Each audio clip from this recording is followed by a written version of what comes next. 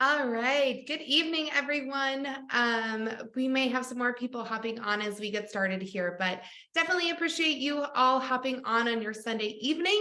My name is Jacqueline. I am our customer success manager here at Honest Game. Joining us is also a couple of our compliance and academics experts, Courtney and Michelle. I will hand it over to them in just a moment. But again, thank you all so much for hopping on tonight. I will go ahead and share my screen.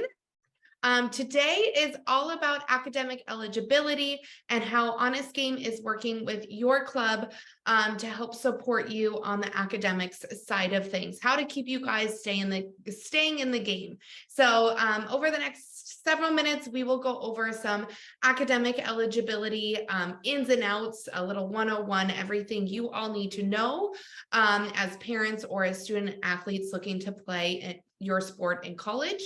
And then we will also go over some recent updates and changes that the NCAA has made regarding academic eligibility. So again, we are Honest Game. We are here for you to support you and your club and your student athlete make it to the next level. And we are so excited to be working and to have you here with us today. So with that said, I will pass it along to our academics and compliance experts, Courtney and Michelle. They bring over a combined 30 years of experience in the field, again, both with college athletics, college academics, and recruiting, coaching a sports team. So thank you all so much. And also, if you have any questions, please pop them into the chat. We will do a Q&A at the end. So any questions that you have while we're overviewing things, please pop them into the chat and we will catch up at the end. So Courtney, Michelle, I will pass that to you. All right. Thanks so much, Jacqueline. Hello, everybody. We're so excited to be here with you today. As Jacqueline mentioned, there's a lot of changes in the NCAA rules regarding academics. So Michelle and I are here tonight to definitely go over those. Also to thank the clubs for really pushing academics. Obviously, as we'll talk about tonight, if you're great at your sport, that's awesome. But without academic eligibility, you can't go and play at the next level. And so that's really what Michelle and I will be talking about today.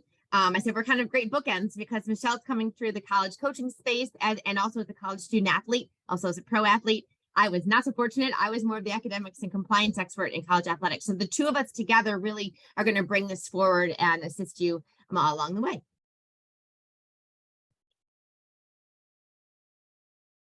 So this should not be a surprise to any of you that really extracurriculars activities, especially being a student athlete in high school, just leads to higher academics, better achievement in school, more opportunities for college, and more access to jobs. You know, as someone that used to work in the college space and assist our student athletes as they were looking for jobs after graduation, jobs out there, careers, leaders, bosses, professionals are looking for student athletes. You know, why? Because you're coachable. You have a leadership ability, you're competitive, right? You have a drive. Obviously, you're good multitaskers. These are things that are looked at as very, very positive and successful in the workplace. And so your start right now as a student athlete will just definitely push you forward.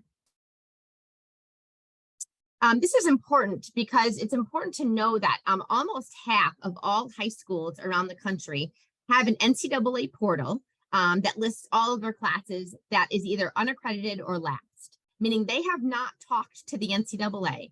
30 to 50% of high schools across the country have not talked to the NCAA in the last year about their courses. And that is really troublesome for student athletes, especially student athletes that are excelling in clubs who might not have direct contact with their high schools.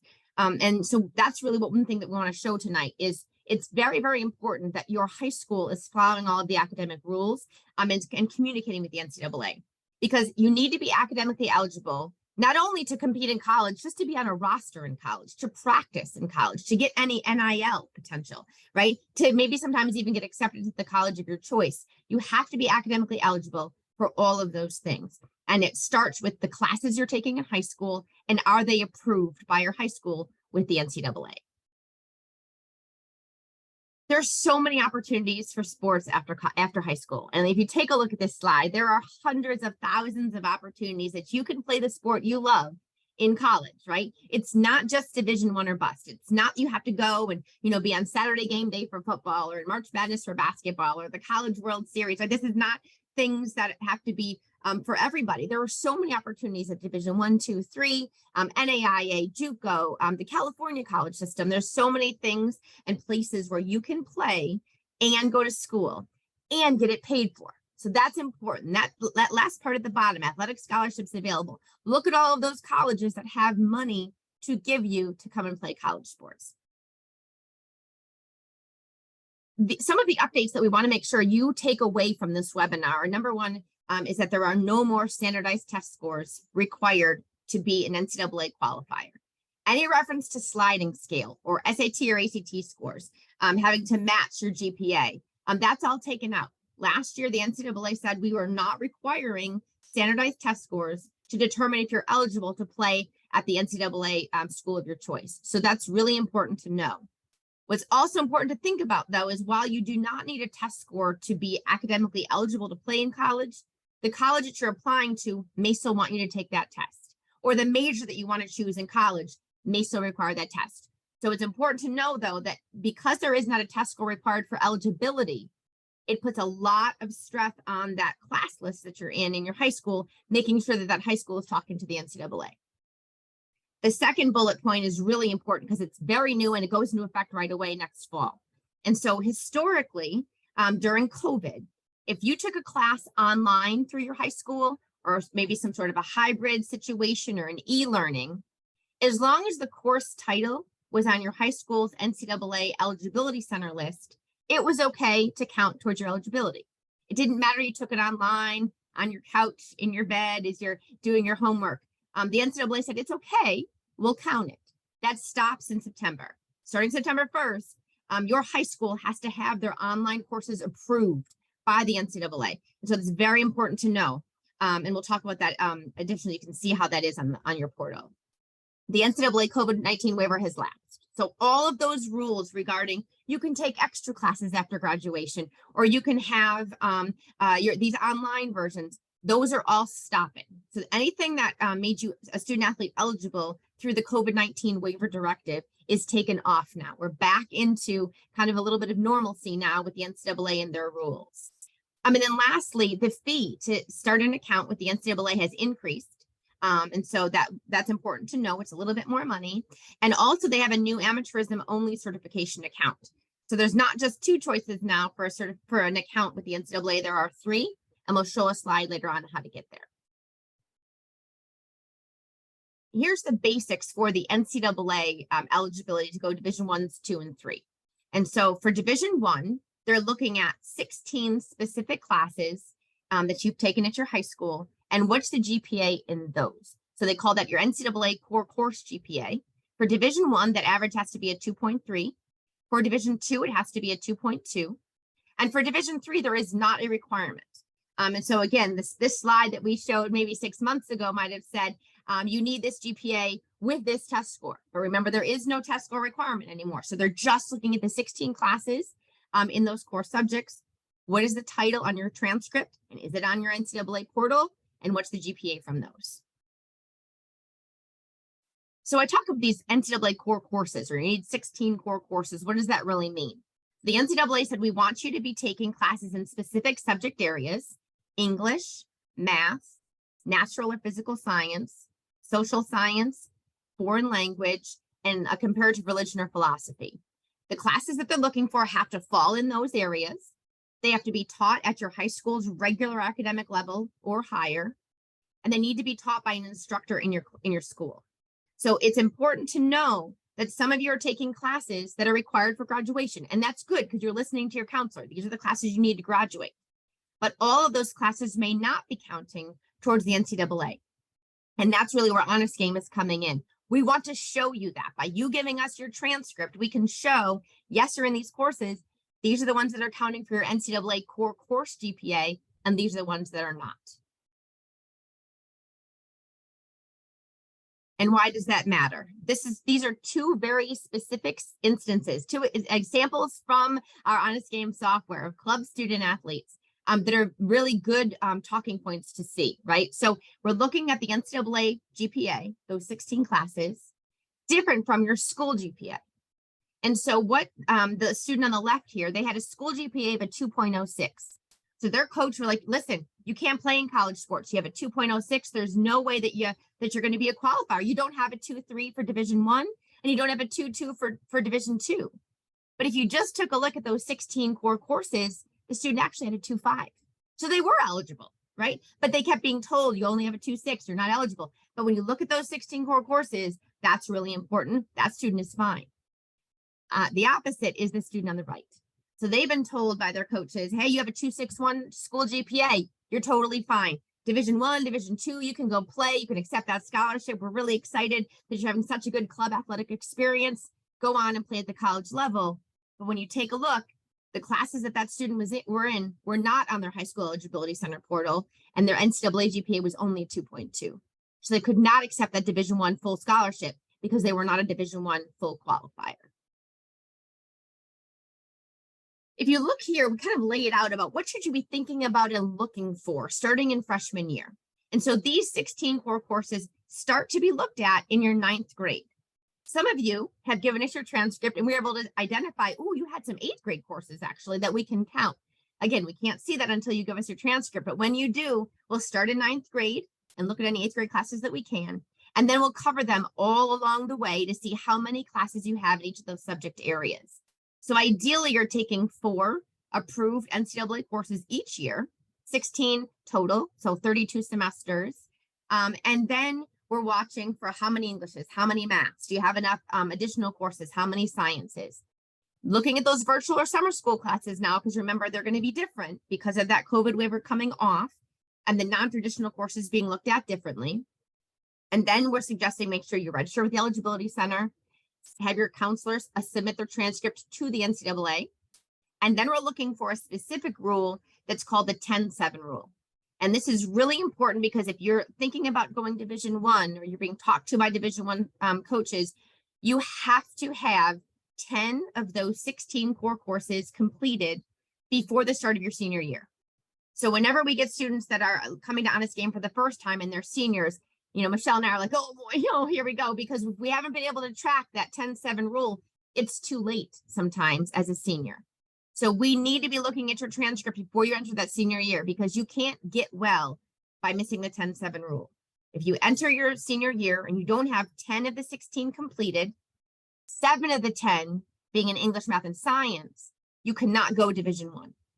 So we'd love to get your transcript well before your senior year to make sure that we're tracking on that, right? We're also filling out that amateurism survey on the NCAA portal. That's important too. We're looking for that GPA. Hopefully you're graduating on time. And after graduation, a counselor from your high school will have to submit the transcript. This is an important rule to know. Students cannot upload their complete transcript with their proof of graduation to the NCAA Eligibility Center. Your club coach cannot upload that transcript. Your family, your parent, your grandmother cannot upload that transcript. The only person that can upload a transcript to your high school, from your high school to the NCAA is a counselor at your school. So we want to make sure that you're talking with those people. These are just some highlights to look at when you're looking at how to get those 16 classes, when to take them, what they're counting. Every semester counts the same. So we've had a few parents say, oh, my child might need summer school. Does that count? Yes, it does. You can count summer classes. You can count winter school. As long as that grade is on your transcript, we can count them. Also looking at, again, that virtual and summer school, the pluses and minuses on your grades do not count. So the NCAA takes off plus and minus from all your grades and looks at a B plus just the same as a B minus. So that's how we get that core course GPA. And then those specifics about what category they're in are on that right. So the 4 Englishes, 3 maths, 2 natural science, the additional courses, we want to make sure that we're tagging them along the way. So some people might say, well, who in my school can upload that transcript? Or how do I know if my high school has my classes on the NCAA portal? You can take a look at this QR code. This will take you directly to the Eligibility Center. And in this box here, we put that little arrow. You'll put the state of your high school, the city, the school name, and then it will take you to a portal page that's on the next slide. Every high school in the United States should have an Eligibility Center portal that looks something like this. It will say if it's a cleared account or not. Can the classes from your school count? It'll have 2 people, the only 2 people in your high school that can call the NCAA and ask questions or upload your transcripts or make changes to their portal. But a really important part is that bottom, the last update of the list of NCAA courses. This school is an example uploaded last May of 2022. Some of you that we've been noticing when you're giving us your transcripts, your high schools have not updated their courses in years. And that's really where we can help you, because we can contact your high school for you and say, we're working with a student athlete from this club. They attend your high school, and we've noticed you have not uploaded or updated your transcript list of courses with the NCAA in X amount of time. And also, this student that we're working with is in these 5 classes, and we need you to be submitting those courses. So we'll do that work for you. That's why getting your transcripts to Honest Game and having us help with that lift is really important. We talked a lot about the NCAA, but remember, there were a whole nother set of colleges called the NAIA. And these have a whole different set of requirements. So your Honest Game report, once you give us your transcript, will have the NCAA rules all situated. We'll also have the NAIA set of rules. And what the NAIA is looking for is that you're meeting 2 of the 3 criteria that are here. So they still want a test score. That's a potential way to get to be a qualifier in the NAIA. You can have 2 of the 3, the GPA, an overall GPA of 2.0. So they don't have a list of courses for the NAIA. Your high school does not need to be tracking on which classes. They'd like a 2.0 of all your classes, a minimum of test score of an 18 ACT or 970 SAT, or the third would be graduating in the top half of your class. If you meet 2 of those 3, you become a qualifier for the NAIA. Having looked at this map here, some of you are in clubs where there's a hotbed of NAIA colleges around you. Okay, they're very regional, as you can see. There's a lot of great athletes coming out of the NAIA space, a lot of great competitive sports being played there. They can also give you athletic scholarships to go and play. So don't forget about this set of colleges. There's a lot of opportunity at the NAIA level to be playing. Another area to go after high school would be JUCO, right? There's a lot of opportunities at the junior college level. Sometimes JUCOs make a lot of sense for maybe financial reasons, or maybe you're not a qualifier out of high school at the Division I, Division II level, or the NAIA level, and JUCO becomes the place you're going to go after high school to continue playing. And so we want to bring these up as well, because their rules are a little bit different. So ideally, obviously, you'll have a high school graduation diploma or a GED, but your eligibility status coming out of high school when you go to junior college will determine your rules at junior college. And many high schoolers don't know this, is that if you go to junior college as a non-qualifier, your rules when you're at that junior college before you transfer somewhere else are very different than those of you that are going to enter junior college as a qualifier.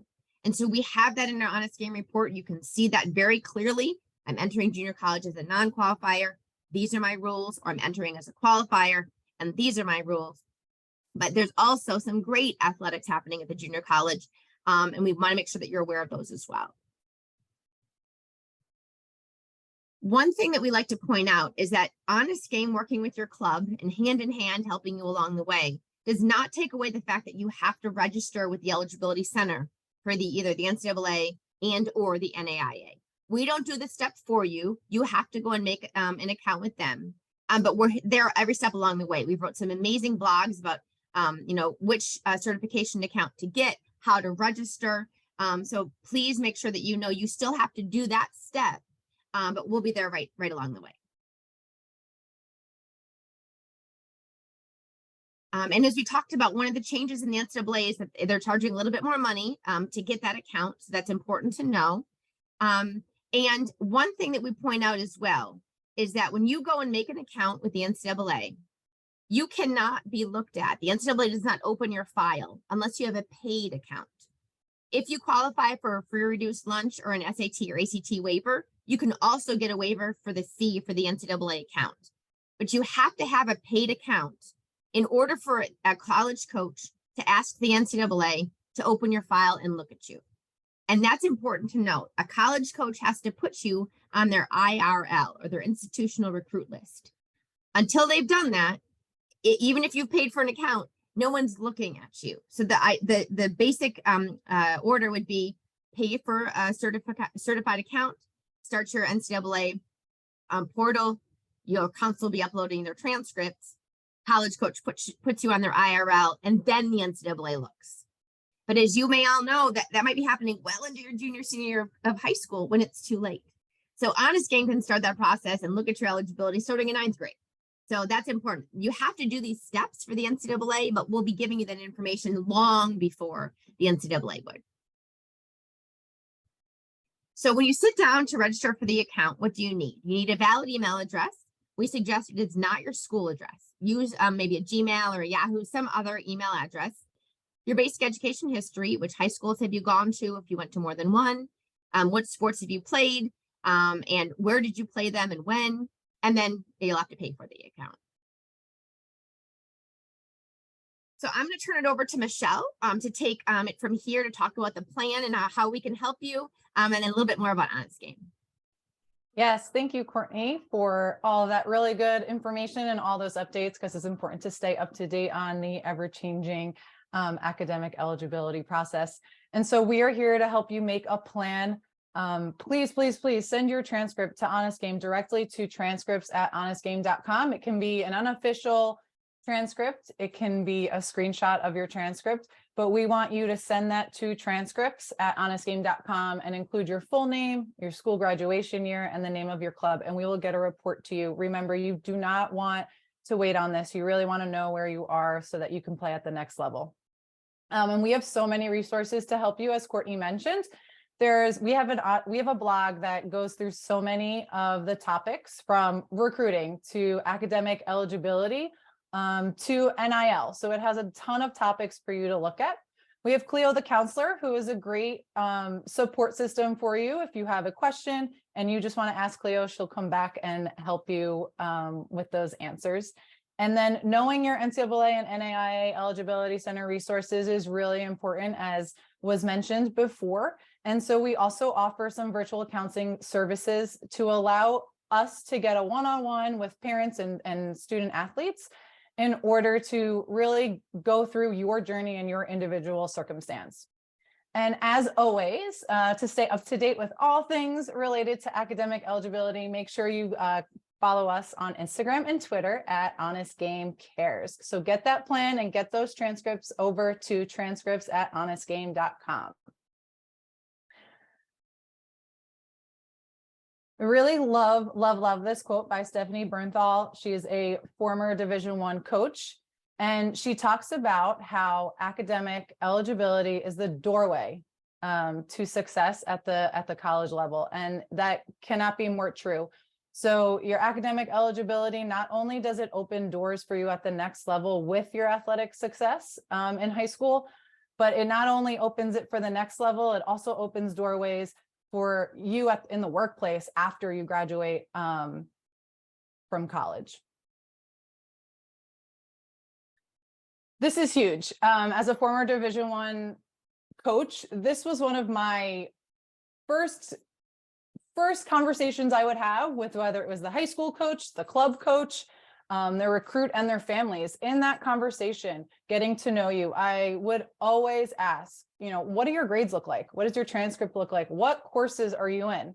It's really important to be academically eligible. So those core courses are really important.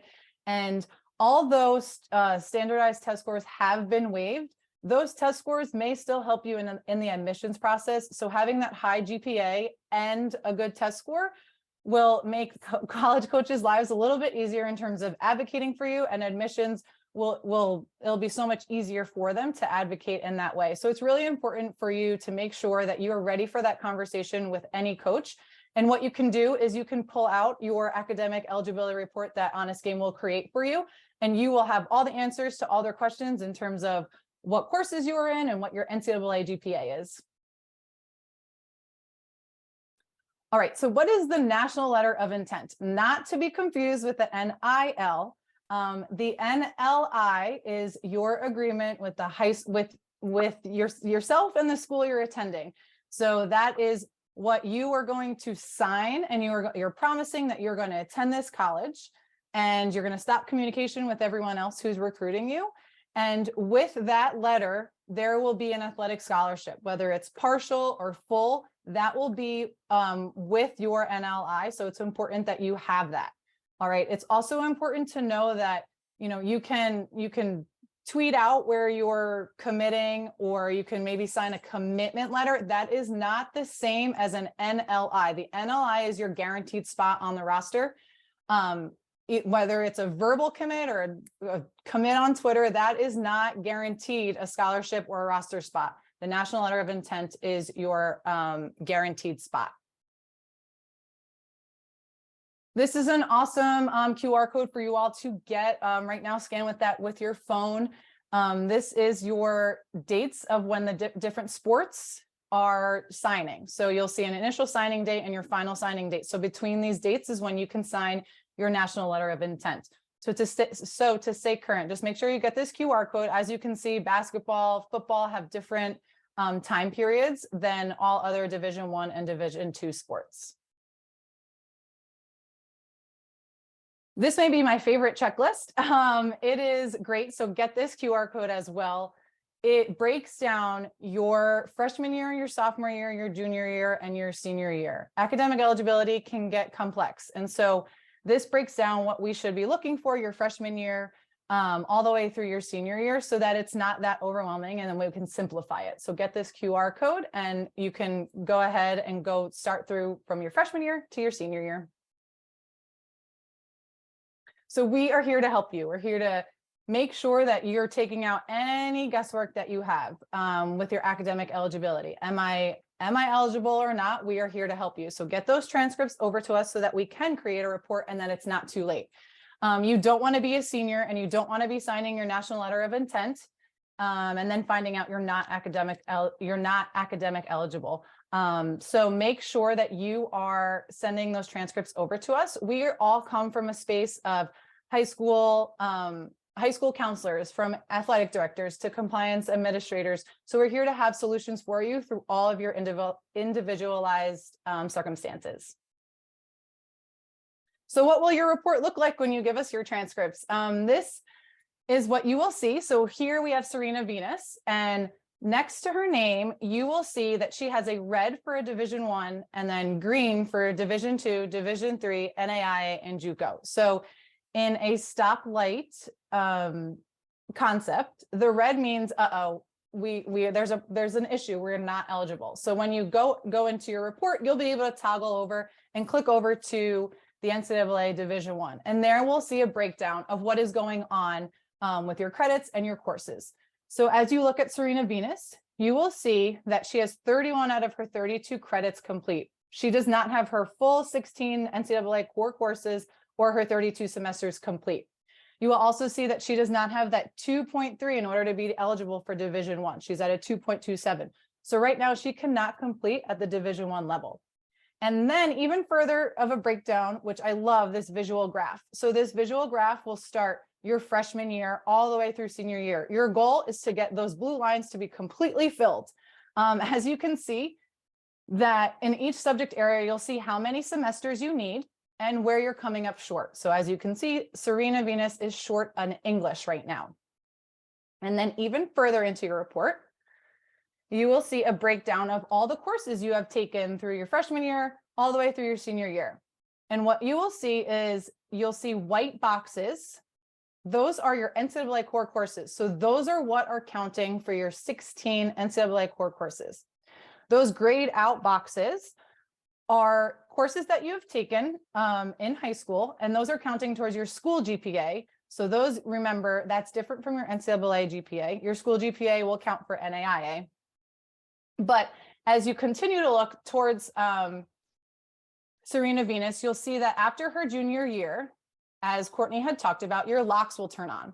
So you will see locks next to grades. That means that that is her 10-7 classes that are counting. So she had to have taken 10 of her NCAA core courses by the end of her junior year. And then 7 of those had to be in the subject area of English, math, or science. And so she has fulfilled that. But then when you look at her senior year, you'll see blue boxes. Those blue boxes are what she is currently in now. That's her schedule. And then you will see that her literature and film class has a triangle with a caution sign next to it. That means that that class is not in her high school's NCAA eligibility center. So what Courtney showed before, where you type in your high school and you can see what courses are on there, that course is not on her high school's course list in the NCAA portal. However, we think that if you go talk to your counselor, we can get that literature and film on that list, and then that will count. So that is what that caution sign will mean. And so that is what your report will look like, and it'll have all the things in terms of when you wanted to look at Division I, Division II, NAIA, and JUCO.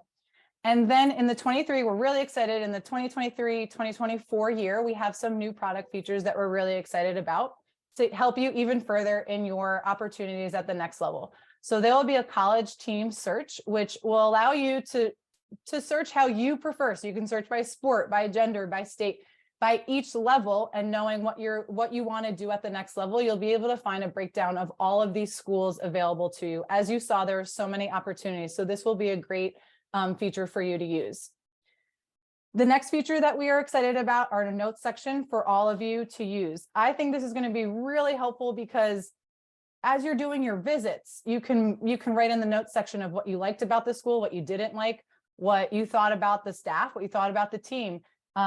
Did you like campus? Was it something that you were interested in? Or you can just write down what offers you received, any NIL opportunities you have, and so forth. So I think the notes section will really be able to keep everyone organized.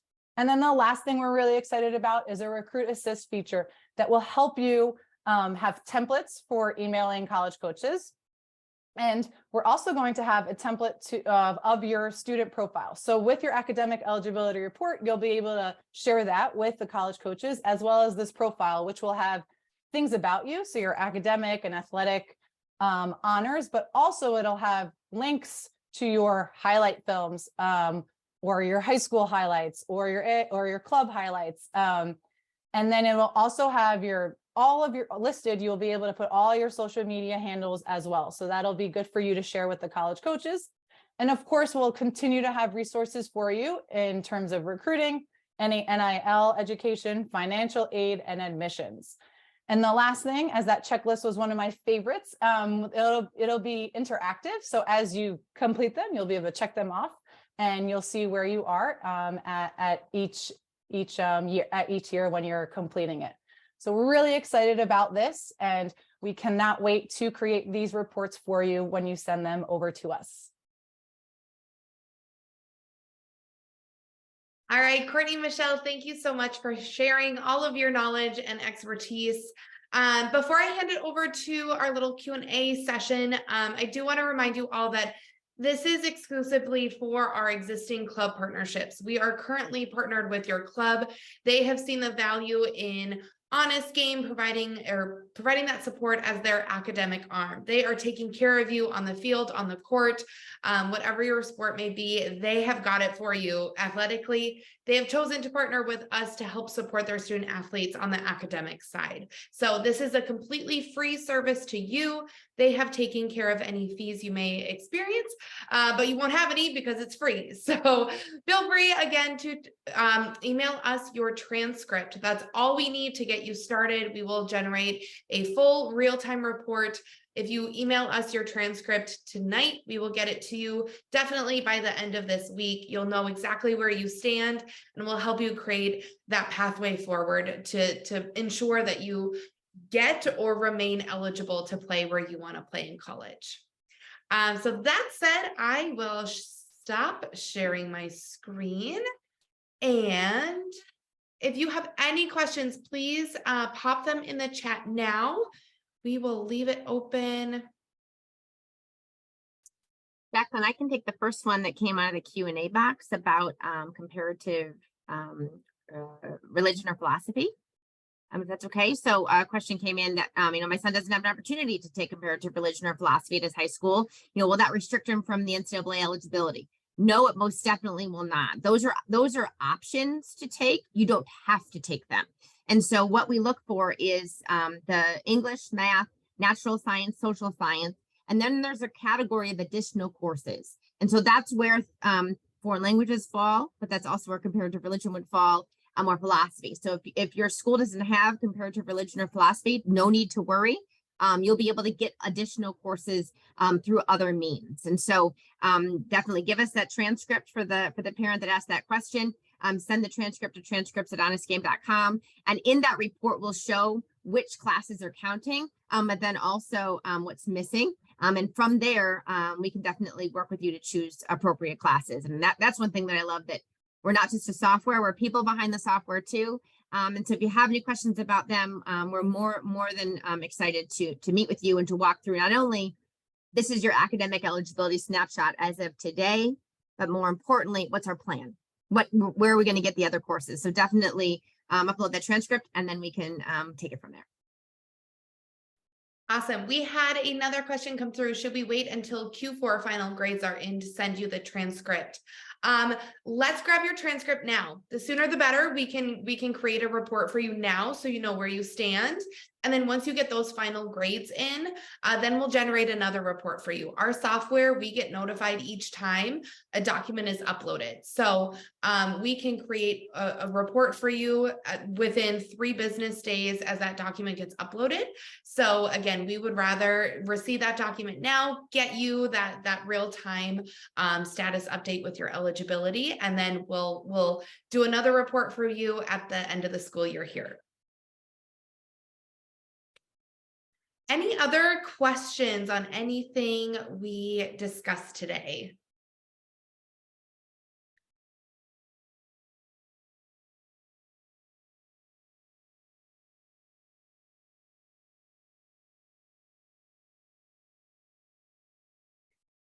If not, we definitely appreciate you guys hopping on tonight on your Sunday evening. We love working with our clubs and definitely want to continue supporting all of your student athletes. We're so proud of you, and again, look forward to continue being that academic arm. Please send your transcripts to transcripts@honestgame.com. If you also have any questions that pop up, you can send them there as well. You'll get in touch with one of us. We'll get you an answer. But that said, thank you so much. Happy Sunday. And we look forward to continue working with you and the rest of your club members. Thank you all. Thanks, everybody. Thank you.